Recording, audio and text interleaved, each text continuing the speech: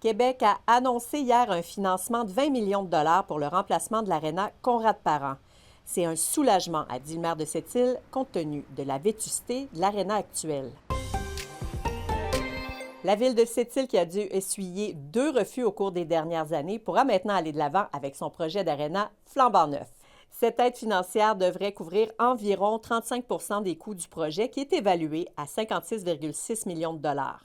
Le futur aréna, conçu par un architecte de Sept-Îles, Jean-François Gagnon, va pouvoir accueillir 1800 personnes. Les citoyens se questionnent et se mobilisent au sujet du projet de l'entreprise Métaux Torngat qui souhaite établir une usine de séparation de terres rares à Sept-Îles.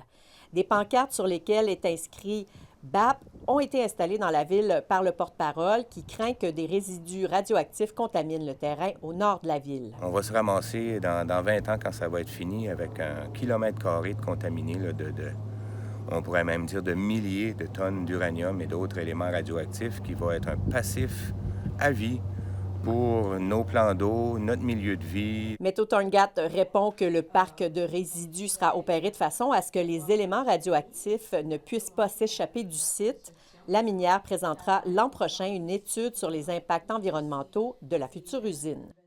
100 de l'incendie est accessible seulement par hélicoptère. Il n'y a pas de voie terrestre pour se rendre. Une vingtaine d'hélicoptères de la Sopfeu transportent encore quotidiennement des dizaines de pompiers, d'experts et de gestionnaires pour combattre les feux de forêt au nord de Port-Cartier et de Sept-Îles.